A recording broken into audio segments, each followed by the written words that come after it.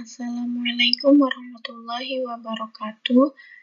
Kami dari kelompok 4 akan mempresentasikan mengenai Helping the Helpers. Anggota kelompok kami yang pertama, Vera Agustina, yang kedua, Juninda Dobib Septivobres, yang ketiga, Irni Lutfiatul Adibah, dan yang keempat, Anissa Desi Ramadona.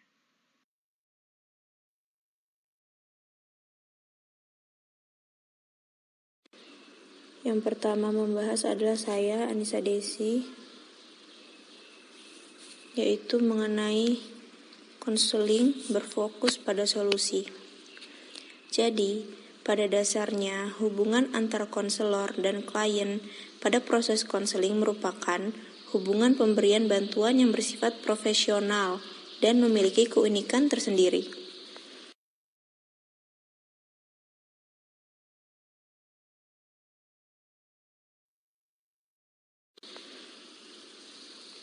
Pada suatu hubungan bantuan atau helping relationship ditandai oleh ciri-ciri dasar tertentu. Menurut Scherzer dan Stone, hubungan membantu mempunyai ciri-ciri sebagai berikut. Yang pertama, hubungan helping, yaitu hubungan penuh makna dan bermanfaat. Yang kedua, afeksi, yang sangat mencolok dalam hubungan helping. Yang ketiga, keutuhan pribadi tampil atau terjadi dalam hubungan helping. Yang keempat, hubungan helping terbentuk melalui kesepakatan bersama individu yang terlibat. 5. Hubungan saling terjalin karena individu yang hendak dibantu membutuhkan informasi, pelajaran, advice atau nasihat, bantuan, pemahaman, dan perawatan dari orang lain. 6. Hubungan helping dilangsungkan melalui komunikasi dan interaksi. 7. Struktur hubungan helping adalah jelas.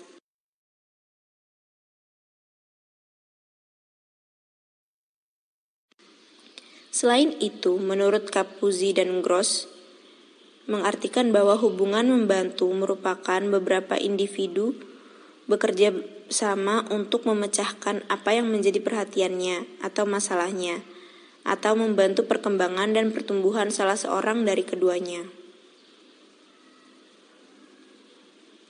Secara lebih mendalam lagi dikemukakan oleh Rogers dalam Latin pun bahwa hubungan membantu memberikan maksud untuk peningkatan pertumbuhan, kematangan, fungsi, cara penanganan kehidupannya dengan memanfaatkan sumber-sumber internal pada pihak yang diberikan bantuan. Terdapat 7 unsur pokok dalam konseling helping, yaitu yang pertama, konselor adalah seorang yang terlatih secara profesional. Artinya, seseorang yang sudah terampil dalam bidang konseling, sudah tersertifikasi secara legal dan mempunyai pengalaman. Yang kedua, konselor berada dalam suatu interaksi yang bersifat membantu. Yang ketiga, konselor dituntut memiliki kualitas pengetahuan, keterampilan, dan kepribadian yang bersifat membantu. 4. Konselor membantu klien untuk belajar menyelesaikan masalah hidupnya, belajar memahami konsekuensi dari setiap pilihan yang ia ambil, serta belajar banyak hal yang diperlukan oleh klien. Yang kelima, dalam konseling, klien belajar untuk memahami dirinya sendiri dan orang lain. Yang keenam, yaitu klien belajar untuk tumbuh secara produktif. Dan terakhir, konseling merupakan hubungan antara konselor dengan klien yang membutuhkan bantuan. Selanjutnya akan dilanjutkan oleh teman saya.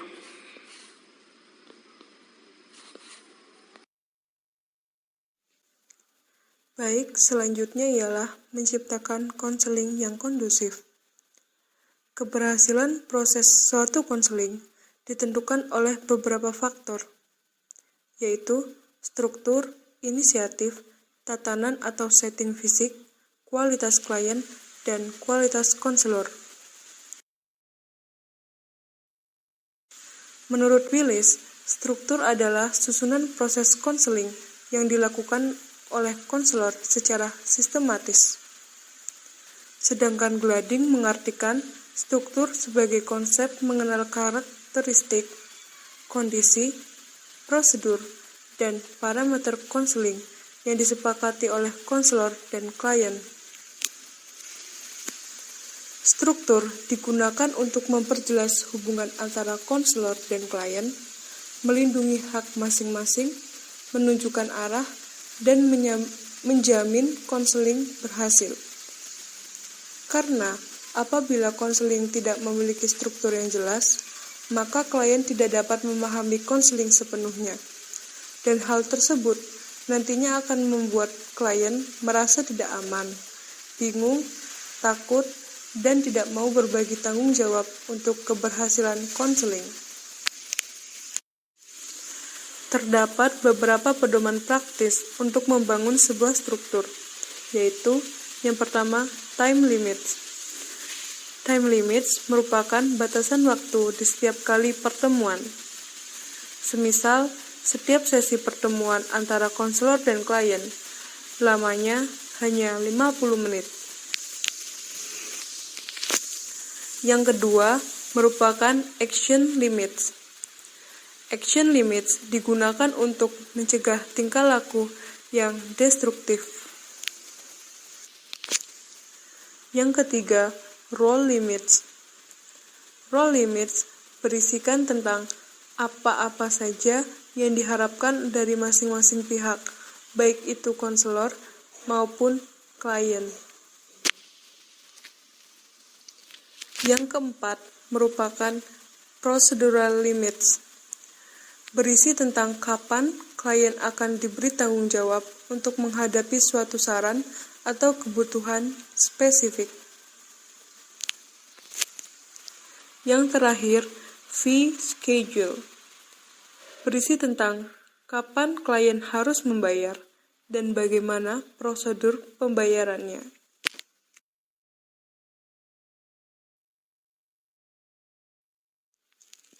Yang kedua merupakan inisiatif. Inisiatif dipandang sebagai motivasi untuk berubah. Klien yang memiliki inisiatif untuk mempercepat kesembuhannya dalam proses konseling akan memudahkan konselor dalam menangani permasalahan yang dihadapinya. Inisiatif sendiri biasanya lahir dari klien yang menyadari bahwa ia harus keluar dari masalahnya dan memiliki keyakinan yang kuat bahwa konseling akan berhasil. Sementara bagi klien yang masih enggan mengungkapkan permasalahannya, maka konselor harus berinisiatif mengambil tindakan agar dapat menggali akar konflik klien.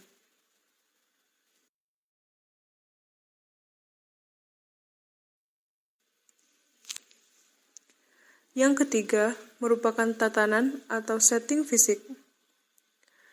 Tatanan fisik turut membantu terciptanya klien yang kondusif. Hal yang perlu dilakukan oleh konselor adalah bagaimana membuat ruang klien nyaman dan memberikan ketenangan pada klien. Konselor yang handal diharapkan memiliki keterampilan untuk menyiapkan ruangan klien dan memungkinkan klien merasa aman, tenang, rileks, dan senang.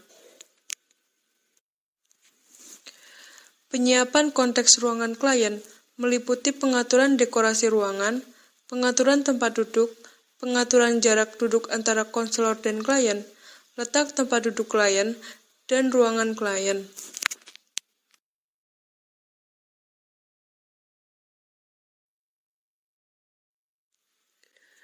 Yang keempat, yaitu kualitas konselor. Menurut Carl Rogers, sebagai peletak dasar konsep konseling, menyebutkan ada 3 karakteristik utama yang harus dimiliki oleh seorang konselor, yaitu congruence, unconditional positive regard, and empathy. Yang pertama, congruence. Menurut pandangan Rogers, seseorang konselor harus terintegrasi dan kongruen. Pengertiannya di sini adalah seorang konselor terlebih dahulu harus memahami dirinya sendiri. Antara pemikiran, perasaan, dan pengalamannya harus serasi. Konselor harus sungguh-sungguh menjadi dirinya sendiri tanpa menutupi kekurangan yang ada pada dirinya. Yang kedua yaitu unconditional positive regard. Konselor harus dapat menerima atau respect terhadap klien walaupun dengan keadaan yang tidak dapat diterima oleh lingkungan. Setiap individu menjalani kehidupannya dengan membawa segala nilai-nilai kebutuhan yang dimilikinya. Rogers mengatakan bahwa setiap manusia memiliki tendensi untuk mengaktualisasikan dirinya ke arah yang lebih baik. Yang ketiga, empathy. Empathy di sini maksudnya adalah memahami orang lain dari sudut kerangka berpikirnya. Selain itu, empati yang dirasakan juga harus ditunjukkan. Konselor harus dapat menyingkirkan nilai-nilainya sendiri, tetapi tidak boleh ikut terlarut di dalam nilai-nilai si klien.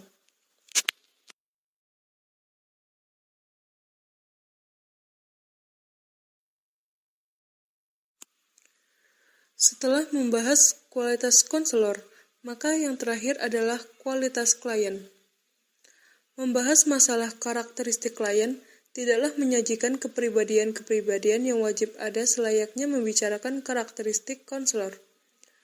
Apabila pada karakteristik konselor ada beberapa sifat dan sikap yang memang harus dipenuhi agar dapat menjadi seorang konselor yang efektif, maka pada karakteristik klien, hal tersebut tidak berlaku sama sekali. Karena klien yang datang pada konselor tidak memiliki persyaratan tertentu sehingga dapat diterima oleh konselor. Namun sebaliknya, masalah apapun yang dimiliki oleh klien harus dapat diterima oleh konselor. Aspek-aspek kepribadian klien yang terdiri atas sikap, emosi, motivasi, harapan, dan kecemasan akan terungkap pada saat klien menjalani proses konseling. Klien akan membuka dirinya secara perlahan-lahan, dan hal itu akan muncul baik sengaja maupun tidak oleh klien. Akan tetapi, ada klien yang bersikap tertutup dan tidak peduli pada konselor, maka tugas konselorlah yang berupaya bagaimana cara memahami karakteristik klien tersebut sehingga dapat melakukan eksplorasi masalah.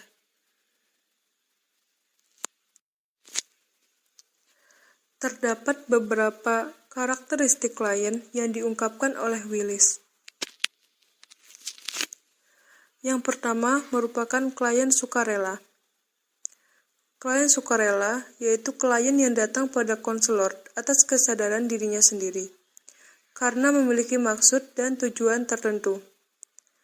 Hal ini dapat berupa keinginan memperoleh informasi, mencari penjelasan tentang masalahnya, tentang karir dan lanjutan studi, dan sebagainya. Biasanya klien sukarela dapat segera beradaptasi dengan konselor, mudah terbuka tentang apapun permasalahannya, dan bercerita dengan jelas kepada konselornya, dan memiliki sikap yang bersahabat serta mudah mengungkapkan rahasianya, walaupun itu menyakitkan baginya. Yang kedua, klien terpaksa. Klien terpaksa merupakan klien yang datang pada konselor bukan karena kemauan dan keinginannya sendiri, melainkan atas dorongan orang-orang terdekat seperti teman dan keluarganya. Klien sukarela biasanya bersikap tertutup, enggan berbicara, cenderung curiga terhadap konselor, bersikap kurang bersahabat, dan menolak secara halus bantuan konselor. Yang ketiga, klien enggan. Klien enggan merupakan klien yang datang pada konselor bukan untuk dibantu menyelesaikan masalahnya, melainkan karena senang berbincang-bincang dengan konselor. Dan juga ada beberapa klien yang tidak suka dibantu permasalahannya. Yang keempat, klien bermusuhan atau klien menentang. Klien bermusuhan merupakan kelanjutan dari klien terpaksa, namun dengan masalah yang cukup serius. Klien bermusuhan biasanya adalah klien yang tertutup, menantang, bermusuhan, dan menolak secara terbuka. Dan yang terakhir merupakan klien krisis. Klien krisis merupakan klien yang mendapat musibah seperti kematian orang-orang terdekat, kebakaran rumah, dan juga permekosaan. Biasanya klien krisis adalah orang yang tertutup dan menutup diri dari dunia luar. Sangat emosional, terkadang juga ada yang mengalami histeria. Mereka juga tidak berdaya, kurang mampu dalam berpikir rasional, tidak mampu mengurus dirinya sendiri dan keluarganya, dan sangat membutuhkan orang-orang yang bisa mereka percaya. Baik, materi selanjutnya akan dibawakan oleh Irni Lutfiatul Adibah.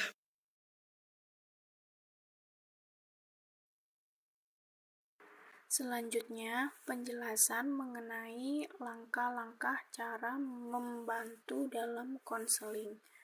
Proses konseling pada dasarnya berjalan secara sistematis. Ada tahapan-tahapan yang pasti dilalui untuk sampai pada pencapaian konseling yang sukses. Tetapi sebelum memasuki tahap tersebut, ada baiknya konselor memperoleh data diri mengenai klien melalui wawancara pendahuluan atau intake interview. Gunarsa menyatakan bahwa manfaat dari intake interview ini adalah untuk memperoleh data pribadi atau hasil pemeriksaan klien. Setelah itu, konselor dapat memulai langkah-langkah selanjutnya. Langkah pertama, konselor membangun hubungan. Dalam hal ini, membangun hubungan dijadikan sebagai langkah pertama dalam proses konseling, karena klien dan konselor harus saling mengenal dan menjalin kedekatan emosional sebelum sampai pada pemecahan masalahnya. Pada tahap ini, klien berhak mengetahui sejauh mana kompetensi yang dimiliki oleh konselor. Selain itu, konselor juga harus bisa membangun kepercayaan kepada klien supaya si klien ini dapat membuka informasi tentang dirinya pada konselor. Membangun hubungan konseling juga dapat dimanfaatkan konselor untuk menemukan sejauh mana klien mengetahui kebutuhannya dan harapan apa yang ingin dicapai dalam proses konseling. Konselor juga meminta klien untuk kesediaannya berkomitmen menjalani konseling dengan bersungguh-sungguh. Langkah kedua, mengidentifikasi dan penilaian masalah.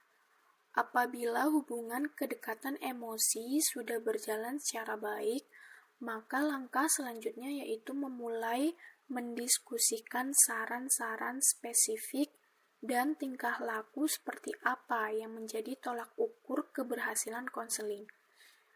Hal penting dari langkah ini adalah bagaimana keterampilan konselor dapat mengangkat isu-isu dan masalah yang dihadapi klien, kemudian diidentifikasi dan didiagnosis secara cermat.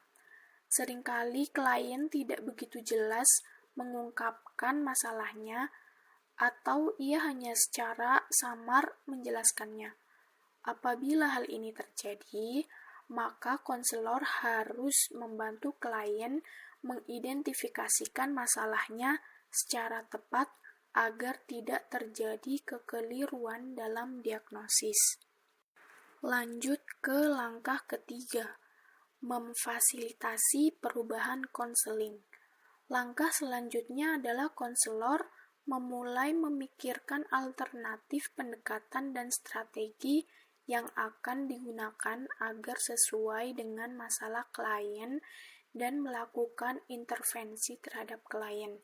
Dalam hal ini, konselor harus mengevaluasi terus-menerus apakah ada kemajuan dalam proses konseling atau malah intervensi yang digunakan tidak tepat sehingga harus dicari kembali alternatif dan strategi yang baru. Selanjutnya, sebagai langkah yang keempat, itu evaluasi dan terminasi. Langkah keempat ini merupakan langkah terakhir dalam proses konseling secara umum. Evaluasi terhadap hasil konseling akan dilakukan secara keseluruhan. Yang menjadi ukuran keberhasilan konseling akan tampak pada kemajuan tingkah laku klien yang berkembang ke arah yang lebih positif. Menurut Willis, pada langkah terakhir, sebuah proses konseling akan ditandai pada beberapa hal berikut. Yang pertama, menurunnya tingkat kecemasan klien. Yang kedua, adanya perubahan perilaku klien ke arah yang lebih positif, sehat, dan dinamis. Hal ini ditandai dengan klien sudah mampu berpikir realistis dan percaya diri. Yang ketiga, adanya rencana hidup di masa mendatang dengan program yang jelas.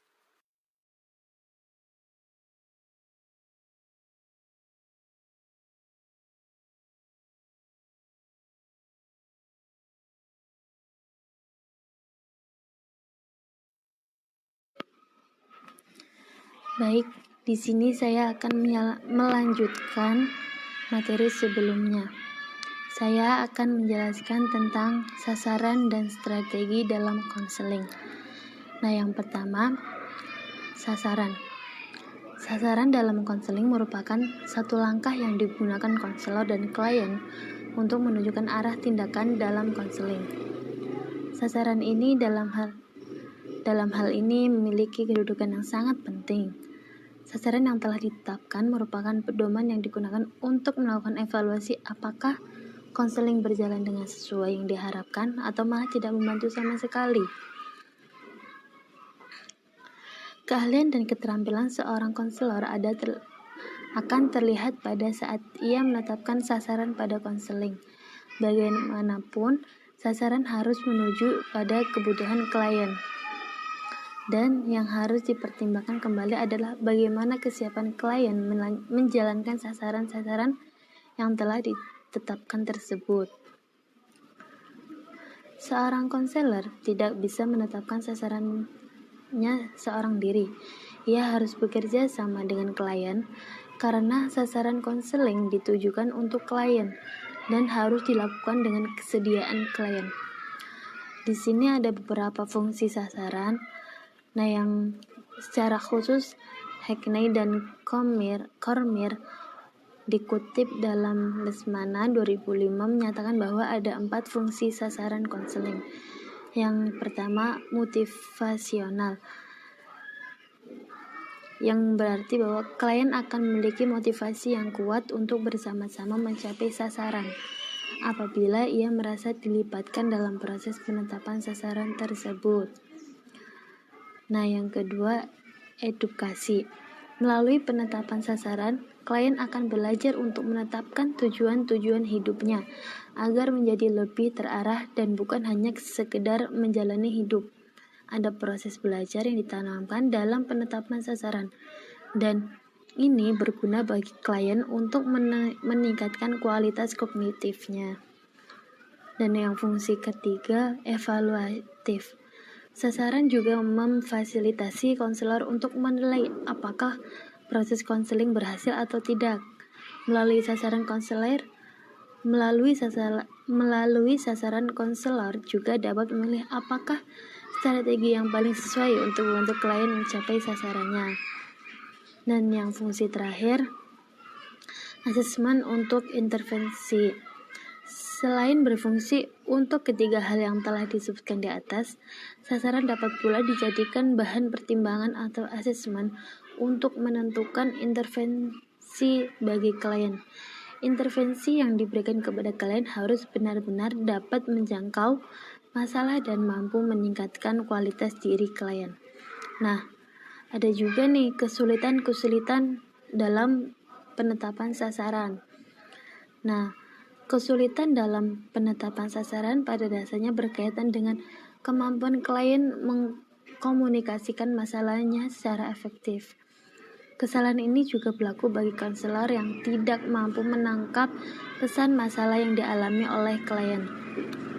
Kondisi antara konselor dan klien yang tidak tepat inilah yang memunculkan kesulitan dalam penetapan sasaran atau bahkan kesalahan dalam penetapan sasaran.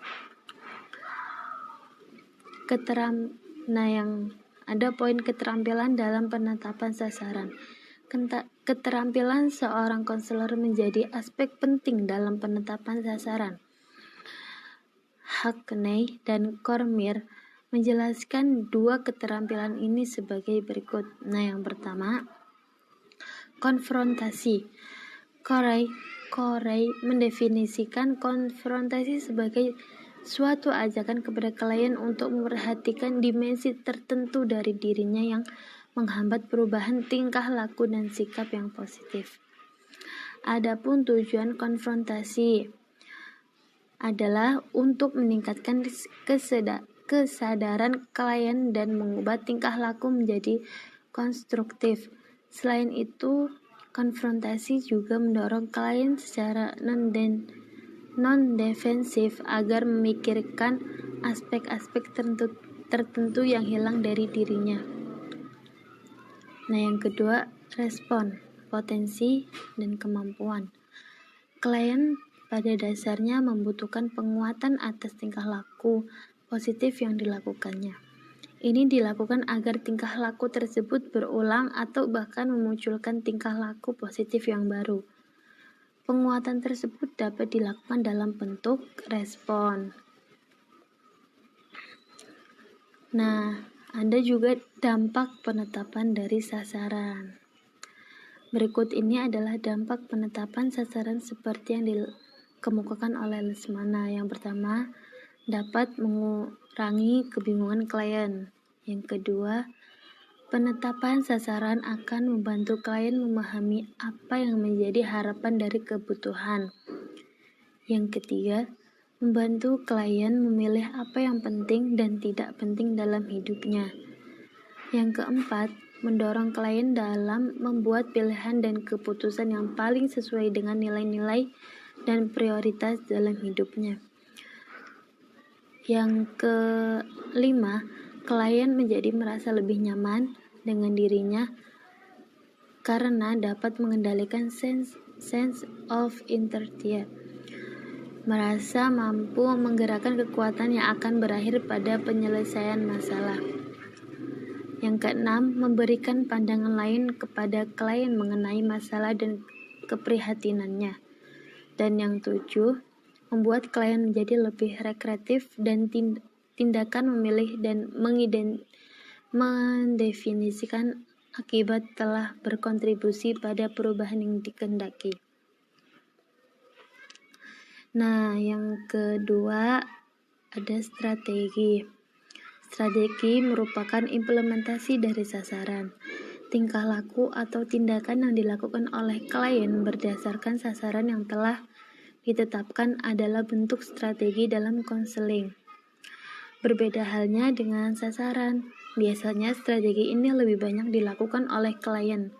Jadi, berbagai tindakan yang akan dilakukan sebagai kelanjutan dari sasaran lebih banyak mengedepankan klien sebagai pelaku daripada konselor. Hal ini yang harus diingat oleh konselor adalah bahwa konselor jangan pernah mengharapkan hasil instan atau bim salah bim dalam menjalankan strategi. Konselor harus menyadari bahwa karakteristik permasalahan klien yang berbeda juga membutuhkan waktu yang berbeda dalam Konselor harus menyadari bahwa karakteristik permasalahan klien yang berbeda juga membutuhkan waktu yang berbeda dalam penyelesaiannya. Ada masalah yang dapat ditangani dengan segera, tetapi ada pula masalah yang belum menunjukkan kemajuan, walaupun sesi pertemuan telah berlangsung cukup lama. Setelah strategi ditetapkan, maka tugas konselor selanjutnya adalah memberi sugesti pada klien. Perlu diketahui oleh konselor bahwa sugesti akan terus dibutuhkan sepanjang proses konseling. Sugesti adalah senjata yang digunakan untuk meningkatkan keyakinan klien pada kemampuan yang dimilikinya. Baik, mungkin itu yang dapat kelompok kami sampaikan. Apabila ada kritik dan sarannya, kami persilahkan di WA Group.